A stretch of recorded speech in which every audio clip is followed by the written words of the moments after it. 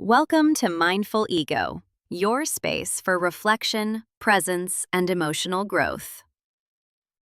What if mindfulness wasn't something you had to get right, but something you could return to anytime? What if it didn't have to look like sitting still with a blank mind, but could be woven gently into your day, in your way?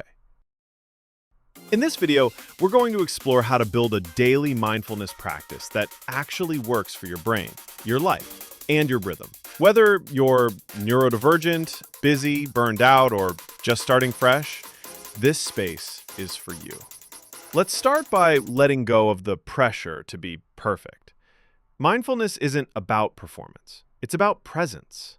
First, let's clear up some common myths, because a lot of people quit before they even start, just because of what they think mindfulness has to be. Myth 1. You need to meditate for 30 minutes a day. Truth?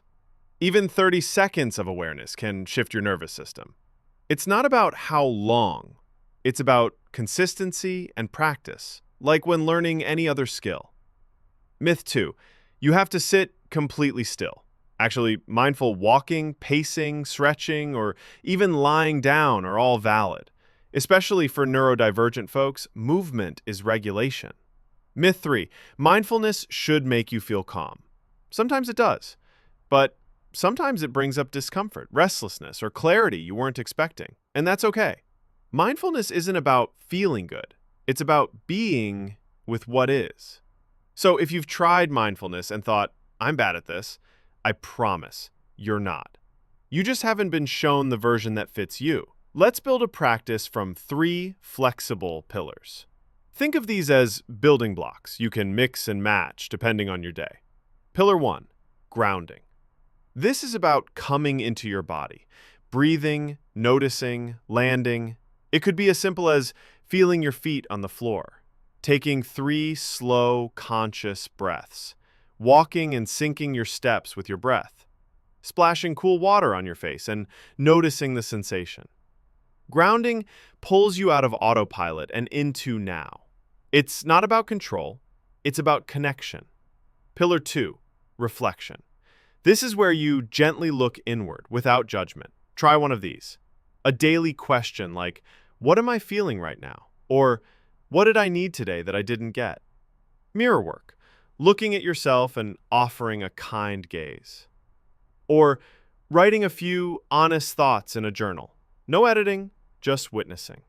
Reflection builds your emotional vocabulary, self-awareness, and growth capacity. Pillar 3, compassion. And this one might be the hardest because we're often harshest with ourselves.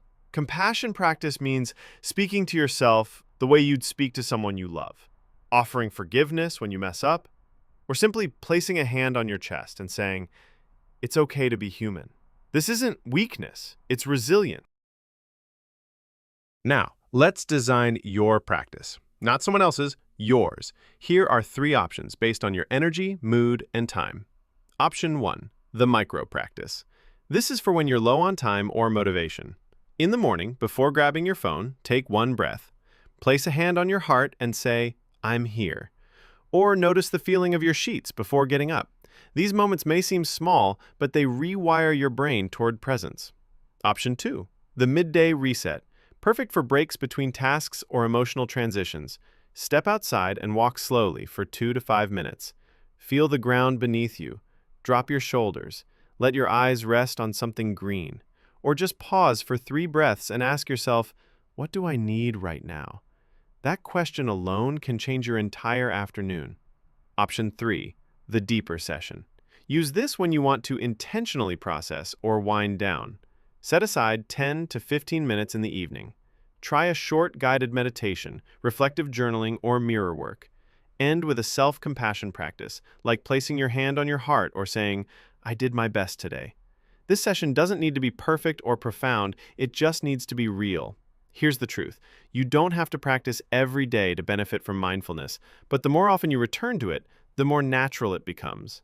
Don't aim for discipline, aim for devotion. Not because you have to, but because it helps you feel more like you. If you miss a day, that's okay.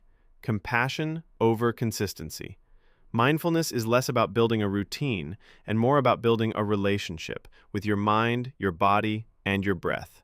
So take a moment now, breathe in, and gently exhale. What does your body feel like right now? What's present in your awareness? What's shifted? You don't have to do more, you just have to notice. This is your practice. Messy, real, flexible, and yours. This is Mindful Ego, a space for brief reflections, ND-friendly mindfulness, and emotional healing. If this video supported you, feel free to subscribe and share it with someone who might need it too. You don't have to be perfect, you just have to be present, and that is more than enough.